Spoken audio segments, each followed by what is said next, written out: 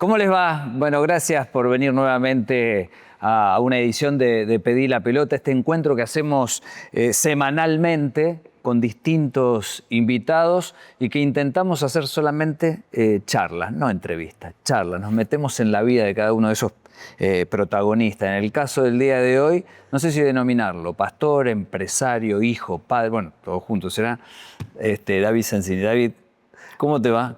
¿Está bien todo? Sí, excelente, Pablo. Contento de estar aquí. ¿Empresario? ¿De qué rubro? Tengo un transporte, Sí. transporto hierro. Después Sí. tuve una fábrica de estructuras metálicas que la cerré en la pandemia, pero siempre estamos en ese rubro también y tenemos una empresa que se llama Concretar, que nos dedicamos a un montón de cosas de construcción. Además, padre, hijo, Sí, sí, padre, abuelo, hijo y abuelo. abuelo. Y te pregunto esto de, justamente hago hincapié, ¿no?, en que sos empresario, porque hay mucha gente, y nosotros en esta entrevista le vamos a hablar no al que conoce del mundo evangélico, sino al que está puertas afuera, que el 99,9% se hace un montón de preguntas. Así que voy a intentar ser un nexo entre esas preguntas, vos tenés las respuestas, pero te preguntan, ¿de qué viven los pastores? Bueno, es fuerte, una pregunta que todos se hacen, ¿no es cierto? Yo, como hijo de pastor, imagínate, mi papá pastor. Ya nos vamos a meter en la vida de tu papá, Sí, Oscar. sí. Vamos a ir despacio. No va a ser lineal esto, ¿está bien? Vamos bien, a ir, está bien, vamos a excelente. volver, vamos a mirar al futuro, ¿está bien? Está bien, Bueno. excelente. Bueno, el pastor en sí es miembro del clero, ¿no es cierto? Tiene Sí. su ingreso porque dirige una organización, que es Asociaciones Sin Fines de Lucro, dirige una iglesia, entonces tiene su ingreso como miembro del clero. Ahora, después hay otros pastores que cumplen doble función. Por ejemplo, en mi caso, yo no vivo de la iglesia, pero tengo mi función como responsable inscripto, que tengo mis trabajos. Tu ingreso es de tu trabajo, Sí. y esto lo haces por amor, por llamado, por vocación. Sí, es un llamado que tengo. Yo, la verdad que lo aprendí caminando al lado de un hombre de Dios que vi su trabajo y me enamoré de este llamado. Y cuando fui llamado, mi papá me dijo, ¿no? Vas a ser pastor. Entonces yo le dije, pasa que no me gusta cómo los pastores viven, porque yo quería cumplir la doble función. O sea, aceptaba el llamado si yo podía trabajar también en el mundo, afuera, en la calle, porque me encanta el trabajo, me encanta, no puedo estar quieto. O sea, yo arranco a las 6 de la mañana llevando a mi hija a la escuela y no paro. Soy una máquina de trabajar y creo que tengo mucho para dar en esa área, para mi familia, para mi vida personal y también en el llamado que Dios me dio en este tiempo. David, me voy con tu papá, Oscar. Tu papá no fue siempre, no viene de un lugar de... Ustedes sí, todas las generaciones posteriores, todos vinculados directamente con la iglesia y la gran mayoría pastores. Pero tu papá no, tu papá era ateo, tu papá no creía, qué sé yo, está bien. Sí.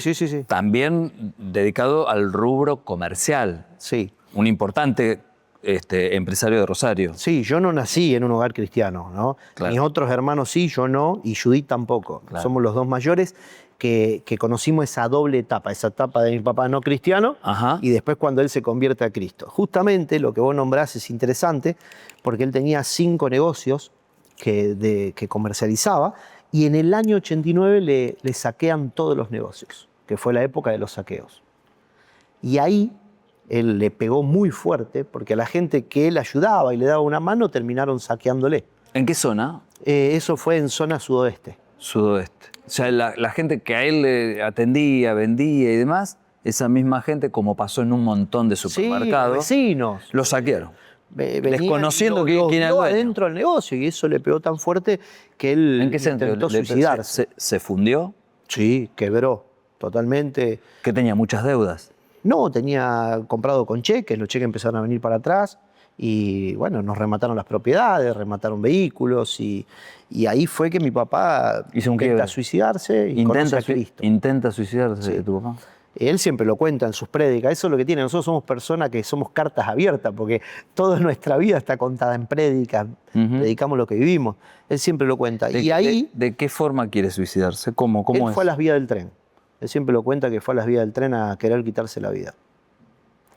Y fue tremendo porque yo estaba en la escuela, estaba en la primaria Y me acuerdo que dejé los estudios porque yo quería trabajar con él. Entonces yo era chico y salíamos a la calle a paquetear. Nosotros éramos vendedores ambulantes. Entonces mi papá era mayorista de los vendedores ambulantes. Vendía lo que era fuentones, plástico, vasos, de todo lo que era importación. Mi papá era muy fuerte en esa área. Pero cuando nos saquearon, volvimos a empezar. Entonces era un bolsito y a vender remeras, a vender vasos, puerta por puerta. Pero me quedo con la parte de se quiso suicidar en las vías del tren. Sí. ¿Por qué no lo hizo? Porque, bueno, ahí reaccionó él, recapacitó que tenía una familia y, bueno, ahí va a una iglesia a buscar de Dios. Y ahí fue que, bueno, Dios le devolvió la vida, ¿no? Ahí nació el nuevo hombre. Entonces yo conocí ahora a otro papá. Primero con un papá que se crió con su padre privado de su libertad, entonces él no sabía ser padre. O sea, tu abuelo estaba preso. Cuando él era chico, el papá estaba preso. Sí, cuando mi papá tenía 5 años, mi abuelo estuvo preso en la cárcel de Coronda, en el pabellón 5, donde hoy es una iglesia, ¿no? El pabellón que nosotros vamos mucho a predicar. ¿Eso fue un poco lo que lo formó a tu papá, Oscar, para decir, che, yo sé de qué se trata, porque cuando era pibe entrar ahí era tremendo, no se podía? ¿Por qué no empezó? Tuvo un movimiento desde ahí, o sea, cuando fue más grande y cuando le pasó todo esto. Sí, él siempre habla de eso. Yo hablo por las prédicas que él siempre habla sí. Y conozco la etapa, ¿no? Porque la viví. Pero él dice, del lugar donde fui perdedor me van a ver como ganador. Y él dice, donde vi a mi padre preso, yo ahora tengo que ir a ayudar a esos padres que los hijos están mal o a los hijos que los padres están mal. Entonces, él se pone en el lugar del otro porque él lo vivió cuando tenía 5 años. Está bien. Entonces, eso es lo hace con esa pasión. Ok. Porque él lo vivió. Pero vos eso lo sentiste, lo viste y dijiste, quiero continuar por esta etapa. Al principio no. Al principio no me gustaba. Yo lo acompañaba, era chico, adolescente. Me acuerdo una vez mi papá me dice, tenés que predicar vos, y yo no quería saber nada. No entendía por qué mi papá pasaba más tiempo con un preso que con un hijo, ¿no? Un día mi papá sacó a 3 presos de la cárcel un fin de semana porque salían con permiso y los llevó a mi casa. Entonces los presos durmieron conmigo.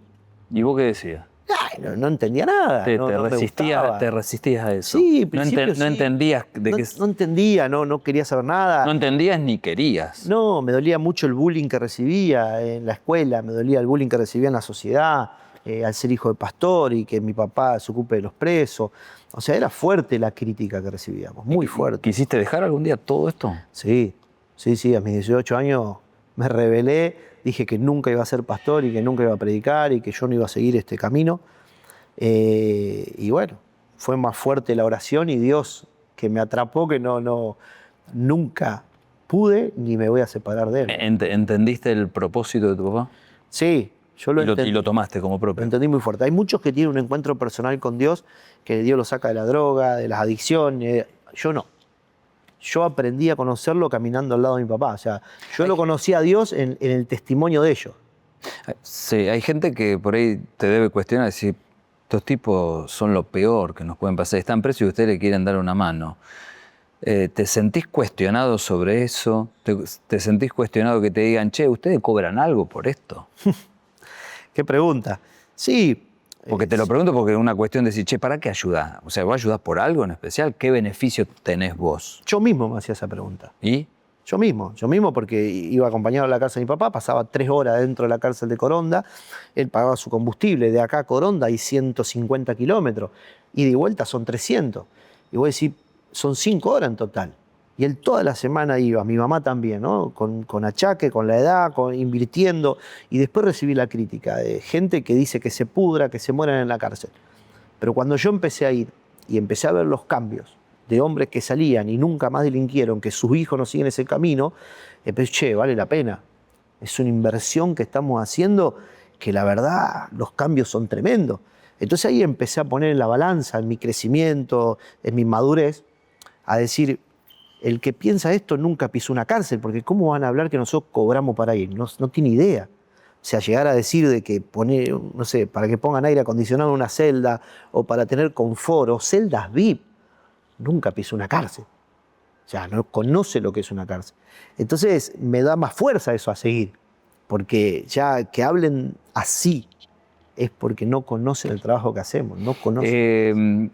el hablar así, evidentemente, es porque hay un desconocimiento, puede haber mala fe, y te embroma que algo que hace muchos años se está realizando, hace más de 3 décadas, hoy se ponga y se politice, porque evidentemente la política y hoy la iglesia evangélica, casi diría que están yendo de la mano. No sé quién buscó a quién, pero es una realidad esto y no lo podemos negar, ¿no? Desde hace poquito que estuviste con el presidente Milei, con un Maxi Puyaro que lo hace abiertamente, público esto, en cada uno de sus actos lo menciona, él ve una transformación, pero digo, ¿se politizó todo? ¿La iglesia evangélica se politizó? Hace 40 años mi papá va a la cárcel, 40 años. Han pasado muchos gobernadores, intendentes, mucha gente de política. Mi papá tenía que ir cada 4 años a decir, hola, soy el pastor Sensini y hago este trabajo. Es la primera vez que un gobierno viene a preguntarnos y a querer conocer el trabajo, al punto de que la vicegobernadora entró al pabellón adentro de la jaula de los leones a ver el trabajo. Una directora del servicio penitenciario, que es Lucía Maneri, entró adentro por primera vez, una máxima autoridad, que entran a ver el trabajo. Y eso a nosotros nos llenó de gozo, verdaderamente, que vengan, che, a ver, podemos ver lo que hacen. Nos impactó. Y bueno, se ve que ahora del otro lado hay alguien que no le gusta que el gobierno venga a ver. Después, las transparencias se muestran cuando uno viene a preguntar, cuando uno viene a ver.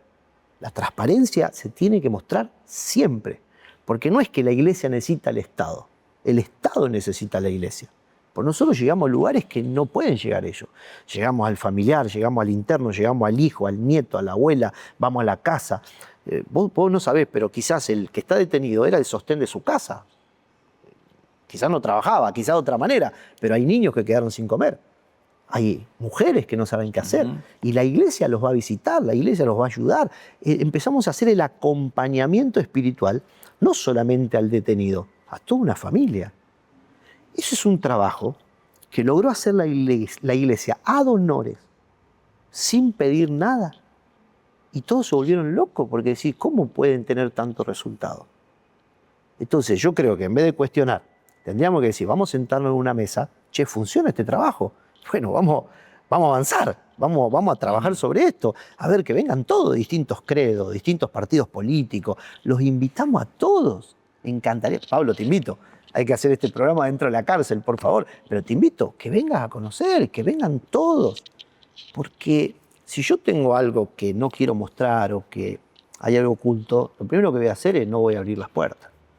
Este trabajo está para que lo vean. Yo le digo a mi papá, escribí un libro, tenés que ser modelo, esto se tiene que llevar a otros lugares porque dio resultado. Mirá, estoy escribiendo un libro. Sí. Y en ese libro tengo un capítulo que le hablo acerca de Lázaro, cuando Jesús resucita a Lázaro.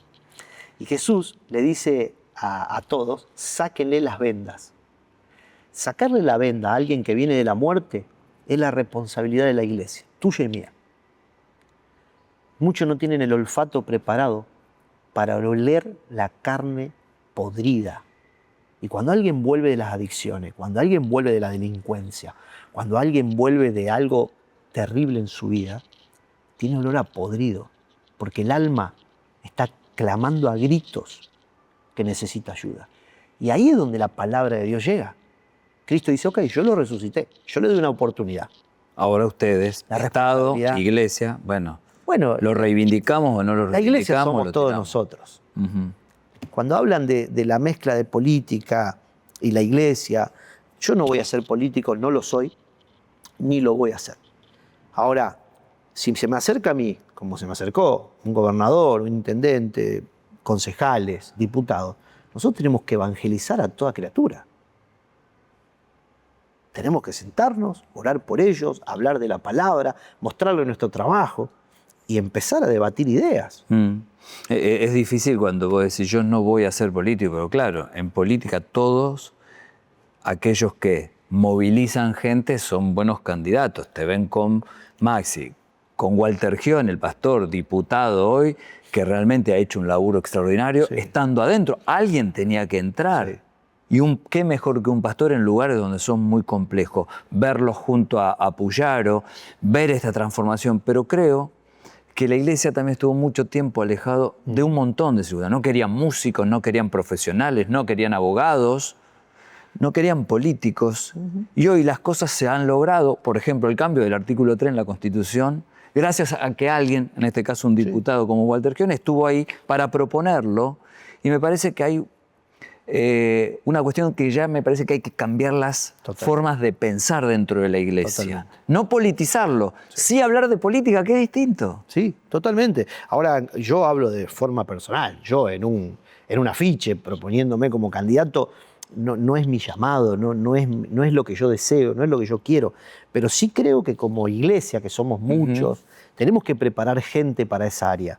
Walter es un hombre preparado y lo sabemos, yo lo conozco de chico, somos amigos de la infancia y hemos compartido mucho en esta zona, en zona sur de Rosario, como familias, y creo que está preparado para eso. Y como vos, te veo un hombre preparado para meterse en esa área. La iglesia lo que tiene que hacer es acompañar y trabajar juntos, porque vos vas a venir a ver nuestro trabajo, vos vas a ir a los lugares más necesitados con nosotros. Vamos a ir juntos de la mano. Pero bueno, yo no siento llamado para meterme en la política. Para meterte en la política, sí, acompañar, eso quedó más que claro. David, me voy a meter en temas ya del pastorado. ¿Has tenido algún encuentro que te ha sorprendido aquí adentro? Personas que te han venido a decir determinadas cuestiones y que vos tuviste que obrar de manera no solamente de pastor, sino también, decir esto hay que ir por otro lugar y me parece que es a la justicia. ¿Has tenido esos encuentros? Sí, bueno, el más fuerte fue cuando vino la mamá del sicario que mató al colectivero, que bueno, acá fue en este lugar, yo estaba predicando un domingo y termina la reunión y estaba llorando, lo conté miles de veces en muchos lugares, y bueno, pude convencerla, orar por ella, hablarle con la palabra y hablarle también como alguien de la sociedad, y el chico decidió entregarse. Al otro día, un lunes, se entregó a la justicia, tuve que ser nexo para que él se pueda entregar. Y eso es un rol que los diarios decían, insólito rol de un pastor. Entonces son, como vos decís, meterse en lugares que no estábamos acostumbrados o decir qué hacer cuando pasa algo así. Estamos hablando del chofer de la línea K, Marcos, que fue asesinado en zona oeste por un sicario. Bueno, ese es el que se entrega, pero porque hay una madre conmovida, una madre que quería resolver una situación.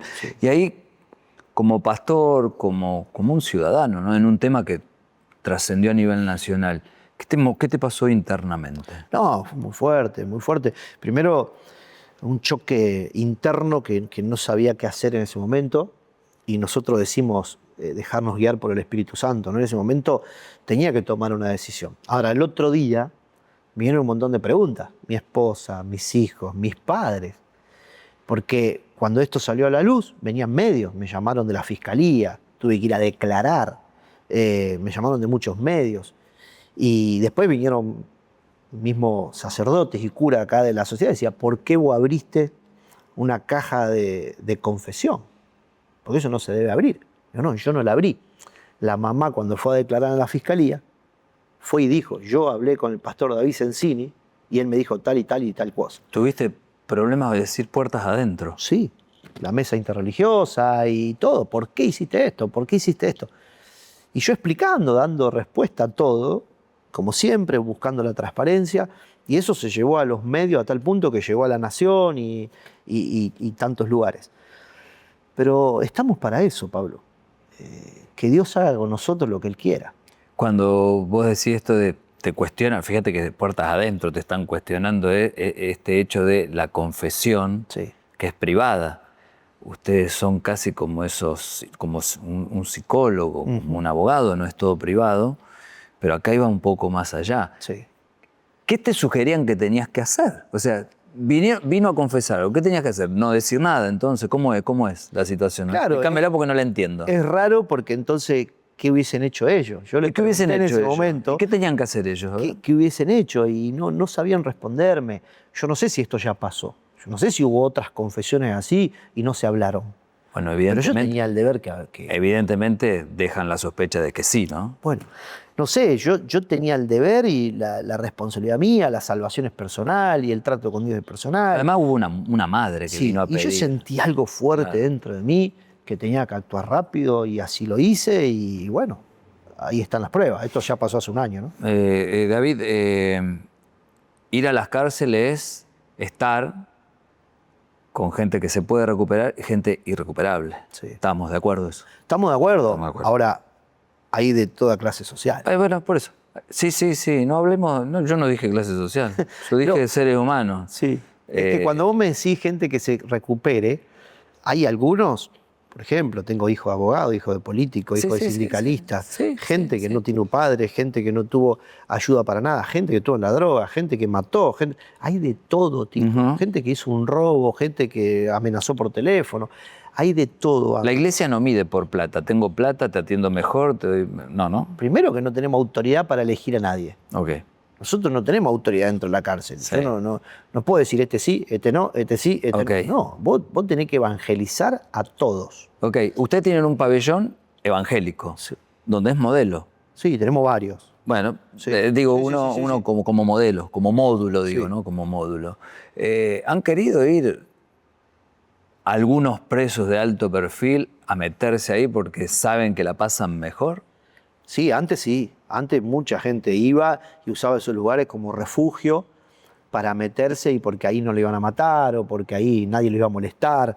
Eso pasaba antes, hace muchos años, pero nosotros creamos un sistema dentro del pabellón, mi papá, de levantarse a orar a las 7 de la mañana, de estudiar la Biblia, de tener reuniones todos los días. Acá no se puede fumar, acá no se puede esto, no se puede lo... Había un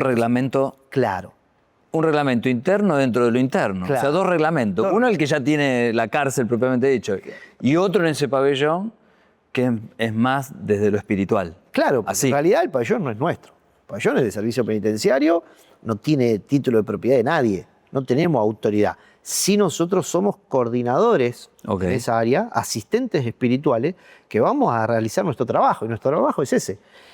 Una condición de cómo vamos a vivir ahora. Bueno, enseñar el respeto a la autoridad, no, acá no se grita, no, acá no se hace esto, cómo va a recibir a tu familia, la visita. Entonces pasa un mes y el que no quiere el cambio dice, che, sáquenme de acá, porque yo no quiero esta vida. Y bárbaro, bien. Entonces, Solo dice, no aguanto esto, no quiero rezar, yo quiero ser más de lo mismo. Entonces el que no quiere pide Ya. salida. Ok, ¿y ha pasado que has tenido que sacar a alguno porque no querían cumplir con esos requisitos y simplemente querían tener un beneficio extraordinario? Sí, siempre ha pasado, siempre. ¿Alguno en especial? Siempre. Y hemos tenido de todas las bandas. Hemos tenido. ¿Los monos? ¿Alguno de los monos Sí, ha tenido sí, ahí? hemos tenido, sí, a la mayoría, a todos. ¿Y Y no, y bueno, ¿Los han ellos tenido- mismos han los- pedido salida, han tenido problemas. lo has tenido que sacar vos también? ¿O han tenido que decir, Yo "Che, no, porque no tenemos la autoridad. pero no respetan? Pero no respetan. Y bueno, hay veces que, che, mirá, si hay alguien que no está respetando. ¿Y que no- trae complicaciones? Trae complicaciones, que por ahí ingresan cosas, ingresan pastillas o ingresan esto, lo otro. La crisis más fuerte es siempre en diciembre, en la época de la fiesta, o cuando ellos tienen problemas en la familia. Entonces vienen las complicaciones. Y ahí, bueno, muchas veces, ¿cierto? Este hay que sacarlo, o este se tiene que ir, o hay que pedir a la autoridad que lo saquen, pero no tenemos el poder de decisión. Entonces pasan meses, pasan semanas y por ahí te infecta una manzana podrida, un cajón.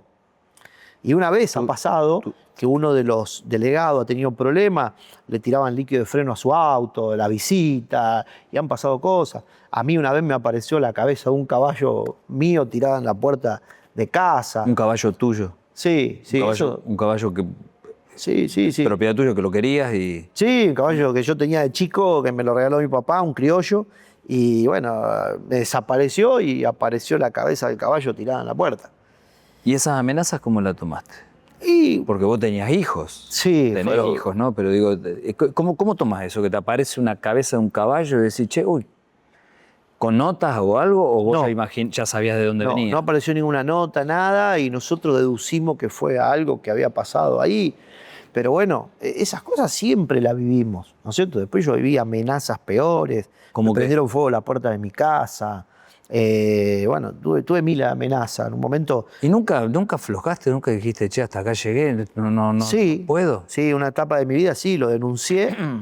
Lo llevé a la fiscalía, ¿Y? ¿no es cierto? No, y ahí se llevó toda la justicia, se descubrió quién era la persona y todo, bueno, y se declaró, se dice, imputado por amenaza de extorsión. Pero bueno, a ver, nosotros no podemos dejar de hacer lo que tenemos que hacer. Cuando nosotros vamos a la Biblia, Jesús sufrió cosas peores. El tema es que el propósito no se detenga. Ahora, yo no puedo permitir que esto siga sucediendo. O sea, ¿no es cierto? Nosotros lo tenemos que llevar todo siempre a la justicia. Ahora, a cosas que están pasando actuales, yo mandé carta documento y ahora estoy iniciando denuncia penal. Porque las acusaciones que se hacen y son falsas y se usan en los medios con nombre y apellido, hay que llevarlo a la justicia, donde corresponde. ¿Hay una persecución religiosa en esto? Sí. ¿Vos pensás que es una persecución religiosa o es un ardid más de la miseria de la política o de los políticos? No, yo creo que hay persecución religiosa, porque no hay libertad de expresión, ¿no es cierto? Que es la palabra que quería usar. Yo, por ejemplo, el trabajo que veo de mis padres o que venimos haciendo hace 40 años es libertad de expresión. Yo hago ahí, ad honorem, con la voluntad mía, de mi papá, ir a hacer un trabajo con pasión porque nos gusta, y si eso es perseguido, ¿y ustedes qué hacen? ¿Y ustedes qué hacen? ¿Ustedes? Si quieren algo, vengan a la justicia, vamos a llevarlo ahí, vamos a ver las cosas como son, o vengan a ver nuestro trabajo. ¿Por qué no vamos juntos? ¿Y por qué no van juntos? No lo sé. ¿Por qué no te llaman? No lo sé. ¿Te ha llamado alguno de esos periodistas que te han denunciado últimamente como para decirte, che, mira, yo tengo esta información, te digo esto, derecho a réplica? No. No tengo ningún llamado, no tengo, ni siquiera supimos si fue un periodista a ver el trabajo en las cárceles o a entrevistar a alguno. Nada. Nunca. Por eso que es raro. Yo estoy afuera, no creo demasiado, pero bueno, quiero ver de qué se trata. Yo tengo que venir acá a esta iglesia o a cualquier iglesia, tengo que pagar una cuota societaria como un club, que ustedes lo transforman en llamarlo diezmo. No, las iglesias son puertas abiertas, nadie tiene que pagar nada y tampoco es obligación el diezmo o la ofrenda. Es de voluntad propia, vos das si querés y si no querés no. Si yo no pago, no me quedo sin bendición. No, para nada. Porque la gente dice, si no pago, no es que me cortan la luz, me cortan la bendición. Para nada, al contrario, mirá, nosotros tenemos No, pero viste familia. que si te quieren decir como un insulto ustedes cobran el diezmo. Sí. Es normal eso, Sí, escucharlo. sí. Y yo creo que hay una confusión en todo esto. Che, ¿hay que pagar? ¿No hay que pagar? Es una pregunta muy común, Sí. normal. Bueno, evidentemente no se ha explicado de qué se trata, ¿no? ¿Por qué no se lo preguntan al catolicismo? Porque digo, esto es de la Biblia. Entonces, como que es raro decir, pero ¿cómo estás hablando de este tema si es bíblico, no? Sí. Después sí. Pero bueno, es como que el catolicismo tiene ciertas bondades que no tiene la iglesia evangélica. ¿Coincidimos o no? Yo creo que... ¿O qué mirada tenés vos? Yo te digo mi la mirada. La mirada que tengo sería yo al revés. Por ejemplo, ponerle que yo no sé y lo miro. Che, qué buenos administradores que son. Porque con la voluntad de la gente, con las ofrendas, y lograron comprar edificios, lograron tener escuelas, lograron tener propiedades, lograron tener administraciones buenas, intachables. ¿Cómo hacen? O sea, la pregunta sería... Qué bien, che, que administran, porque esa sería la pregunta. ¿Por qué todos siempre lo tenemos que llevar a la corrupción, al robo, no se aprovechan de la gente? Bueno, porque hubo también pastores que se han aprovechado. Está bien, pero Está bien. también hay políticos corruptos, Sí, periodistas, hay médicos corruptos, hay de todo. No, pero te digo, te puedo ir contestando lo que Sí, puede llegar a pensar sí, la gente, sí. pero está bien, seguí por esta línea. Se seguí. demuestra con, nosotros le llamamos testimonio, le llamamos resultados, frutos, le llamamos, sí, ¿no? sí. Pero se demuestra en el año, porque no quedaría uno acá.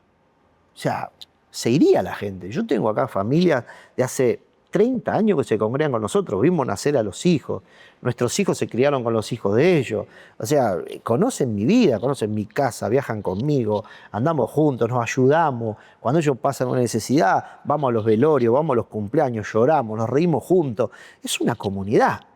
Entonces, si acá habría esa corrupción que dice, no quedaría uno. Ahora, sí me gustaría que se haya este diálogo en las mesas. Decir, che, qué bien, a ver, ¿cómo administraron esto? Sería bueno. Porque entonces, como sociedad, mejoraríamos, elevaríamos la vara de nuestra sociedad. ¿No es cierto? Porque Sí, claro. el diálogo lo tenemos que tener. Yo tengo diálogo con curas, con rabinos de distintos credos, la política, y me preguntan, pero me preguntan en forma personal. Pero después, en la sociedad se dice lo que quiere. Porque el desconocimiento también hace que uno pueda preguntar o no tener acceso, ¿no? Sí. A un pastor, no conocer su vida. Muy poco se conoce. Muy poco, Muchas veces. Pero porque la iglesia también ha cerrado, ¿no? Ahora ya no, yo creo que... Bueno, ha hace ya crecido. ponerle una década que empezó a abrir, Muchísimo. pero Sí. era muy cerrada. Yo soy miembro directivo ahora de Asiera, Sí. que nuclea más de 25.000 iglesias de todo el país. Y bueno, trabaja con comedores, escuelas, son muchísimos en todo el país. Y la verdad que hay un orden, hay un crecimiento, nos reunimos todos los meses en distintas provincias y nos vamos ayudando uno a los otros. Hay pastores de iglesias chiquitas y dicen, ¿cómo puedo hacer para ordenarme en esto? Porque quiero abrir una escuela. Entonces ya hemos crecido, hemos evolucionado. Yo creo que eso ya quedó en el pasado. La iglesia salió de las cuatro paredes. La iglesia ahora tiene compañerismo. Vos fíjate, Walter pertenece a una denominación, yo a otra, pero nos hablamos, nos llevamos bien. El pastor Carlini, el pastor Silvestri, te puedo nombrar el Consejo de Pastores de Rosario, nos reunimos todos los martes a desayunar con todos los pastores, todos los martes. Entonces, ha evolucionado la iglesia. Yo creo que tenemos que hablar ahora, en el Monumento a la Bandera, tuvimos más de 250.000 personas. ¿Por qué? Porque logramos ahora trabajar en conjunto, porque hay un diálogo, hay paz entre nosotros. Entonces, hemos crecido. Que la sociedad no puede decir lo mismo en otras áreas. Otras ramas no pueden decir lo mismo. Está muy dividido. Una piensa una cosa, la otra piensa otra. Y nosotros nos pusimos puerta adentro a trabajar y hemos crecido, hemos madurado en el deporte, en la cultura, en la música, en la política. Hemos crecido. Hoy tenés senadores cristianos, hoy tenés concejales, diputados. Jugadores. Entonces, músicos. Hemos madurado. Cuando nombraste el Festival Palau y cuando uno vio eso, personalmente era la primera vez que iba y observaba de qué se trataba y me conmovió muchos momentos, ¿no? De ver artistas cantar cumbia y decir wow, y no tener que dejar de lado ese talento que Dios le dio y llegar a tanta gente como Rodrigo Tapari y en el medio de todo eso dar una palabra. Digo, qué fuerte. ¿Y qué sentiste vos? Yo sentí, primero te voy a ser sincero, yo estaba arriba en el escenario y firmé un pedazo cuando cantó mi hermano, cuando cantó Rodrigo y me quebranté. Porque ahí vi que vale la pena la lucha. Vi como una caricia al alma, al corazón, que Dios me estaba acariciando.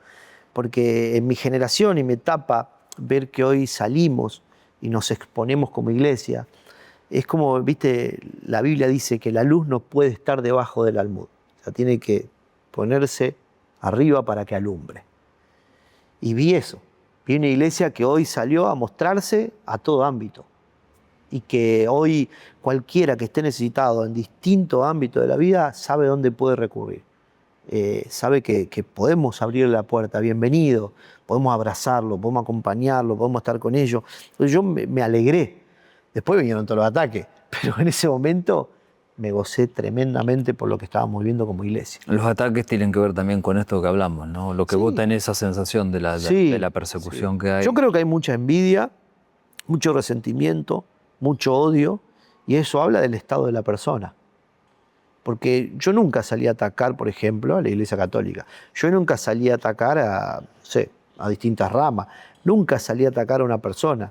Al contrario, yo puedo decir lo que está mal o lo que está bien, pero no me va a ver a mí atacando a un brujo, a uno que está con San la Muerte, no. Porque tengo acá gente que ha salido de eso y hoy se congrega con nosotros. Yo puedo decir lo que está mal o lo que está bien, pero después terminan con nosotros en la comunidad. Entonces, estamos más para acompañar, abrazar y contener hoy que para atacar. Yo no quiero atacar a nadie. Vos como pastor das una palabra. Vienen a buscar una palabra. tenés que entregarle esa palabra, tenés que escuchar, tener la sensibilidad, más allá de la preparación, Sí. para brindar una palabra. Pero no necesitaste nunca. Vos venís de una familia. No sé si es igual que un psicólogo. Un psicólogo se tiene que psicoanalizar con otro. Sí. Un médico no se hace atender por un médico familiar. Hay como una regla. Pero en este caso, cuando vos has necesitado vos decir una palabra, ¿a quién recurrir? Porque no podía a tu papá, a tu hermano, por una cuestión que es familiar. ¿Cómo lo manejas como pastor eso? ¿Cómo se maneja? Bueno, sí, ¿Se entiende la pregunta? sí, a mí es un caso muy especial porque justamente mi papá es mi pastor. Pero, tu papá es tu pastor. Entonces, bueno, yo siempre tuve esa contención, esa palabra, pero sí en momentos difíciles que yo me hice de amigos de muchos pastores de otros países y por ahí nos juntamos y hablamos, tenemos grupos, hablamos de temas. Entonces es como, viste, un grupo de decir, che, sí, yo ya lo pasé, a mí me atacaron por esto, ahora te van a atacar por esto y por esto y por esto. Hablamos mucho. Sí, a veces no hablo solo de ataques, digo, muchas veces habrás flaqueado en algo en tu vida personal. Sí. Algún miedo con tus hijos, algún miedo de no ser lo que tenías que ser, de no repetir patrones, de decir, che, no estoy muy afuera y no sé, estoy imaginando y pensando muy en voz alta, ¿no? Sí, La historia. sí. Y cuando tenés eso, decís, ¿y quién me da una palabra a mí? ¿Te ha pasado eso Sí, en algún momento? me ha pasado siempre, pero siempre mi papá tuvo la respuesta justa, y mi mamá, los dos, ¿no?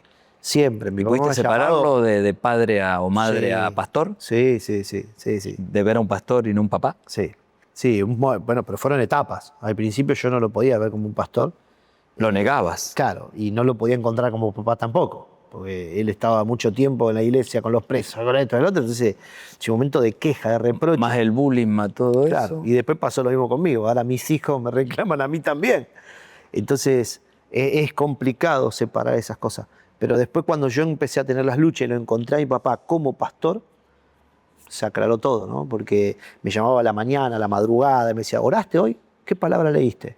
Mirá que esto, mirá que aquello. Y eran los momentos justos, las cosas justas que yo necesitaba como matrimonio, como esposo, como padre. Y ahí se solucionaba todo. No tenía que buscar en otro lugar. Qué fuerte todo. Uno conoce un poco la vida de los Cencini. Hace poquito le hice nota a tu hermano, Sí. a Emir, y la verdad que él se emocionó, pero me hizo emocionar a mí también, porque hablar de un tema desde lo pastoral, de ver lo que está haciendo, de cómo lleva adelante la palabra de Dios por intermedio de la música, pero no poder ser papá. Sí. Fue muy fuerte escucharlo eso. ¿Y a vos qué te causa eso? No, fue muy fuerte. Nosotros lo acompañamos en todo este tiempo a él, internamente como familia, lo sabíamos y duele, un dolor en el alma terrible, y lo hemos visto, pero bueno, tenemos que estar fuertes para ayudarlo. ¿A veces te cuestionás también vos? Eh, Pues sí, che, pero ¿qué pasó con esto? ¿O qué pasa? O cuando tu hermano te debe decir en esos momentos tan intensos, ¿no? De preguntarte, ¿qué? ¿Y cuál es la respuesta? Porque ahí ya es un hermano, Sí. tu hermano, tu sangre. Decir, y no puedes quedar embarazada. ¿Y qué le decís? Sí, como te digo, es difícil separarlo porque nosotros vivimos predicando esto y vivimos enseñándole a la gente, vamos, adelante, con Jesús ¿Y? se puede, ánimo, y que la palabra y el consuelo. ¿Y cuando te toca a vos? Internamente es fuertísimo. ¿Y cómo? No, es justamente el acompañamiento. Uno tiene que acompañar el proceso, porque la respuesta a todo siempre la tiene Dios. Pero tenemos que estar como hermanos, como familia, que hay veces que no sabemos qué hacer y nos ponemos aparte o empezamos a ponerle más pensamiento, más presión o negatividad. Entonces nosotros tenemos que continuamente, yo fui hace poquito a la casa de él, lo acompañé, él vino para acá y bueno, vamos a jugar a la pelota, vamos a hacer esto. Y hablar de las cosas de hermanos, ¿no? Es lo que necesitamos muchas veces. O sea, no disfrazar nada, no empaquetar nada, sino ser normales. O sea, este proceso lo puede pasar. Uno de mis hermanos tuvo cáncer. Natanael. Y ese fue un momento difícil en mi vida porque se descubrió el cáncer porque yo le pegué jugando, le pegué en los testículos jugando y ¿Cáncer de testicular. testicular? ¿Que vos le pegaste y ahí descubren? Ahí se descubre y bueno, yo me fui de viaje, tenía que ir a predicar a Estados Unidos y me llama mi papá y me dice, orá porque tu hermano en 5 minutos entra a un quirófano. Y eso fue para mí, pues dice, de cuando vos le pegaste. Y ahí fue algo que me largué a llorar. O sea, cuando vos le pegaste, ¿con qué? No, jugando de mano, como hermano. Juego de mano. Y ¿Edad? él habrá tenido 18 años, 19. Y se le hinchó y bueno, ahí fue al médico y le dijeron que tenía un tumor y que tenía que sacárselo urgente. Y yo estaba afuera. ¿Y? No sabía cómo hacer para volver, me quería comprar un pasaje. Y mi papá dice, no, mira, en 5 minutos entra el quirófano, no va a llegar. Dice, oren, tranquilo, gracias a que vos le pegaste, se despertó el tumor. Dice, porque si no esto se ramificaba y ¿Te quisiste morir en ese momento? cayó como... ¿Qué sentiste? ¿Que se te apagaba todo? No, fue tremendo lo que pasó. Yo estaba con Emir allá, que él fue a presentar su disco, y estábamos los dos, no sabíamos qué hacer, nos íbamos a llorar, estábamos solos, lejos de la familia, lejos de todo. Entonces en ese momento no había como ahora tanta WhatsApp y esto y lo otro. Así que llamábamos, ¿y cómo está? Ya salió. Fue difícil. Fue muy difícil. Y ahí sí vinieron muchas preguntas. Porque si vos predicás, estás sirviendo, ayudando a los necesitados y tenés un hermano con cáncer. ¿Y cuál fue la respuesta? ¿Qué La obtuviste? respuesta es que somos seres humanos. No es que por ser pastor o por ser cristiano vos no vas a tener problemas, no vas a tener dificultades, no vas a tener enfermedades, no vas a tener dolor. No. ¿Se sanó tu hermano? Mi hermano le quitaron el testículo, el tumor, le dijeron que había pocas posibilidades de tener un hijo, que le iban a tener que hacer quimio y todo el proceso. Y bueno, hoy tiene un hijo que se llama Israel David Sensini y está totalmente sano, ¿no? Le hicieron las quimio, todo el proceso, todo, y está totalmente sano. Pero bueno, como familia entendimos eso. ¿Qué hubiese pasado si no estábamos con Dios? Si no estábamos en Cristo. ¿Qué hubiese pasado si no se hubiese despertado a tiempo? Yo creo que Dios sacó todo a luz, nos ayudó en el proceso, y en el proceso caminando nosotros superamos todo obstáculo. Pero obstáculos vamos a tener. Siempre, siempre en la vida. Así que miles de cosas tengo para contarte así, pero Sí, esa sí, fue una de pero las que más me marcó. Esta fue fuerte porque además estamos hablando de hermanos y eso lo sentís como que son pruebas justamente para ustedes. Que todos los días hay una prueba para gente de fe. ¿Sí? Yo creo que es proceso, yo le llamo proceso.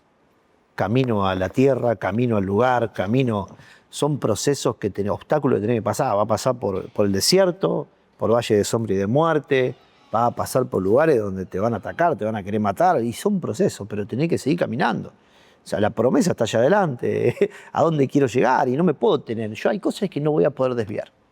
Dijiste que no ibas a ser pastor a los 17, 18 años. Hoy sos pastor. Sí. Recién me acabas de decir que no vas a ser político. En el 2027, si te llaman, ¿qué haces?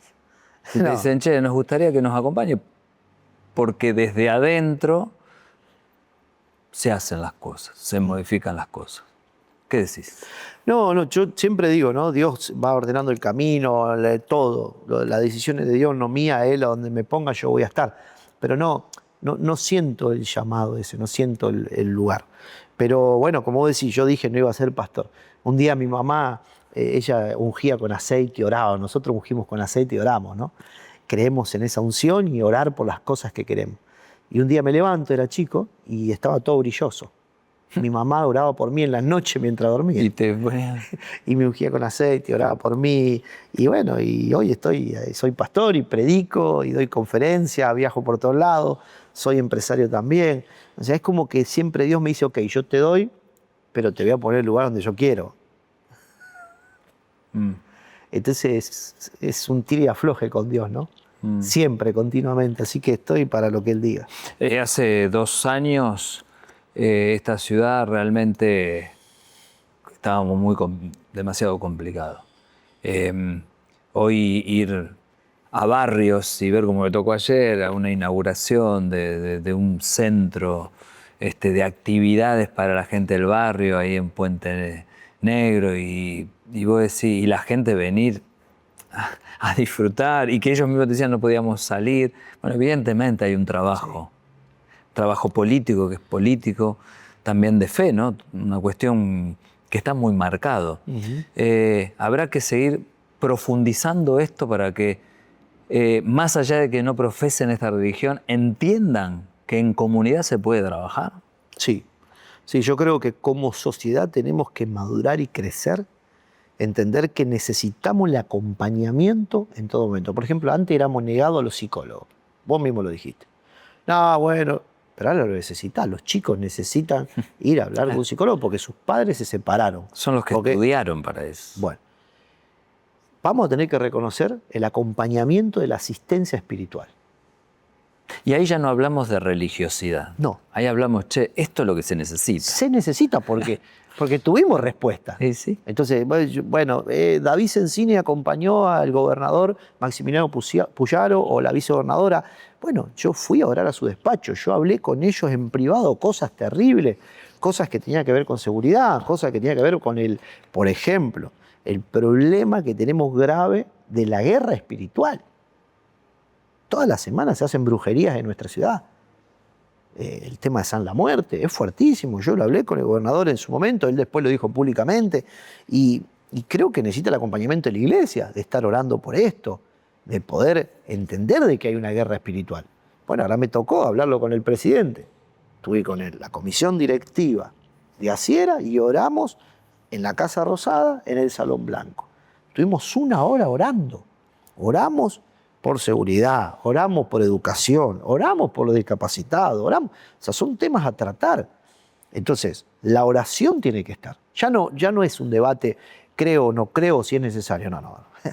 Dios existe y tenemos que orar como sociedad y por todos los temas. Y a mí no me importa la bandera política. Yo no soy afiliado a ninguna bandera política. Yo soy pastor. Y tengo que acompañar y tengo que orar. Y la Biblia dice que oremos por nuestros gobernantes. Y ahora, no sé si vos te lo cuestionás, vos vas y decís, che, yo tengo que hacer esto. Pero cuando estás enfrente de un presidente, en este caso, que mucha gente lo empieza a cuestionar, está orando por la discapacidad, está hablando por los menores, pero es un presidente que ha bajado todos los presupuestos para justamente esas áreas donde vos estás diciendo, ¿qué te pasa a vos? ¿Qué te provoca eso? Es decir, si yo oro, pero tal vez para que cambie esto, tal vez para que se resuelva este inconveniente, porque hay mucha gente afectada. Y nosotros en el interior, más que nada, ¿no? Porque nosotros no tenemos servicios, desde rutas que él nos manda esos números que corresponden, ¿no? Por otra parte, ¿qué sentís vos ahí? Vos decís, che, yo oro, pero... Es que justamente yo no le puedo decir a una persona qué hacer. Yo no le voy a decir al gobernador, vicegobernador, al presidente, mirá, tenés que hacer esto porque si no... No, yo tengo que orar para que Dios toque la voluntad de la persona. Así como oro por una persona que tiene que dejar las adicciones y que depende de la voluntad de esa persona cambiar su rumbo de vida y tomar decisiones importantes, el gobernante tiene la misma responsabilidad. O sea, la oración para el Señor. Oro por justicia, educación, para que los maestros y para que en este momento el que tiene la decisión pueda tener la voluntad y la gestión y la sabiduría para ir cambiando en esa área todos los ámbitos. Ahora, no es una decisión pronta, rápida, porque yo no sé lo que pasa en la economía. Sí. Hay cosas importantes que tratar, obvio. pero sí ya oro por la voluntad, que lo tenga en la agenda, que lo tenga en tema, que podamos orar, que podamos como sociedad ver cómo salir adelante. Pero depende de la voluntad. Yo por vos tengo que orar, vos asumís ahora como concejal de nuestra ciudad. Que Dios toque tu voluntad, que en ese momento tomes buenas decisiones, que haya buenos proyectos, que haya diálogo en ese lugar. Porque si no, todo guerra, discusión, ya no, te bloqueo, ya no te quiero. Y te empiezo a tirar porque vos pensás distinto. Basta de eso. Se tiene que acabar en el deporte, en el fútbol, se tiene que acabar en la política, se tiene que acabar en la mesa, en las casas. Basta de pelearnos y somos todos iguales. En el Mundial estábamos todos festejando juntos y después cada uno de Newell's, uno de Central, uno de Boca, uno de River. Y lo mismo pasa en todos los ámbitos sociales. Entonces oremos para que Dios toque la voluntad de la persona, bajemos los decibeles y que podamos dialogar, que seamos puentes. ¿Por qué me atacan? Esta pregunta me la voy a hacer yo, si me permitís. A ver. Yo me pregunté por qué me atacan. Y yo creo que es porque muchos quieren romper puentes para no encontrarse, para no llegar, para no cruzar. Profundiza. Y yo creo que soy un puente. Como pastor soy un puente. Yo tengo que lograr llevar a la gente a Dios, Dios que pueda administrar a la gente. Y cuando hablamos la gente, hablamos el político, hablamos el músico, hablamos gente, todo, sin cargo. Y matrimonio. ¿Y vos crees que yo tengo que estar para que la esposa pueda restaurarse con su esposo y dialogar y ver las cosas que no le gustan y que haya restauración y que haya paz, que haya acuerdo? Y si ese puente se rompe, es porque yo No quiero que haya restauración. No lo quiero. ¿Y vos Rompe crees ese que hay puente. gente que acá no quiere eso? Sí. No quiere. Vive del conflicto. Por ejemplo, hay gente que está en derechos humanos y no le interesa el trabajo de los pastores en la cárcel, porque viven del conflicto. El conflicto es un negocio. Es conflicto. ¿Y vos crees que la iglesia saca un poco de eso? Y sí. Saca un poco ese negocio. Sí. Junto a buenas políticas. Sí. Sí. Entonces, ¿Y crees que pasa todo por ahí? pasa por ahí muy fuerte, porque si no, dejemos este puente de construcción, de diálogo, de restauración, y vemos qué pasa por ese puente. En ese puente va a pasar muchas cosas. Vienen los recursos de Dios, viene la paz, corren ríos para poder limpiar y sacar toda la mugre, toda la maldad. Pero si ese puente se rompe, listo, hay separación, ¿no? Y yo creo que lo que a nosotros nos separa de Dios es el pecado. Nosotros ponemos la separación. Cuando yo reconozco delante de Dios mi error, Señor, fallé. Como esposo, engañé a mi esposo. Cuando yo confieso, saco esa barrera y me acerco a Dios y dice, bueno, yo te voy a ayudar a que ahora seas un esposo fiel. A que ames a la mamá de tus hijos, a que ame a tu esposa, a que puedas amar al prójimo como a ti mismo, pero si no te amas tú, yo tengo que sacar esa barrera que me separa. Y en la sociedad pues empezamos a poner barreras, empezamos a cerrar puentes, empezamos a destruirlo, pum, pum, destruyan ese puente, pero yo no quiero dialogar con esa persona. Soy ateo, no quiero, no me gusta lo que hace. No, le roban plata a la gente. Entonces, ¿por qué? Porque hay un negocio detrás, en muchos casos. Es mucho. O Pero nos sea, vamos a encontrar, Pablo. Me voy a encontrar en la escuela, me voy a encontrar en el club, me voy a encontrar en los lugares de comida, me voy a encontrar en todo ámbito que vamos a vivir como sociedad, porque vivimos en la misma ciudad. Entonces, cuando nos miremos cara a cara y cuando hablemos, no nos podemos agarrar a los bollos en todo momento. Vamos a tener que sentarnos a dialogar. Va a llegar un momento que vamos a tener un punto de encuentro. Y yo quiero tener la paz de que nadie sacó lo peor de mí. Yo quiero tener la paz de que de mí salió la mejor versión. David, gracias por estar acá con No, nosotros. por favor, gracias a vos, Pablo. Me sentí muy cómodo. ¿Te sentiste cómodo? Sí, muy cómodo. ¿Tuvieron bien las preguntas? Sí, sí, sí. Intenté trasladar lo del común de la gente. Gracias, gracias. Bueno, y gracias a ustedes también, ¿no? Por estar otra semana más aquí con nosotros. Los martes, los jueves a las 7 en la tarde, en esto que nosotros denominamos, chau, pedí la pelota.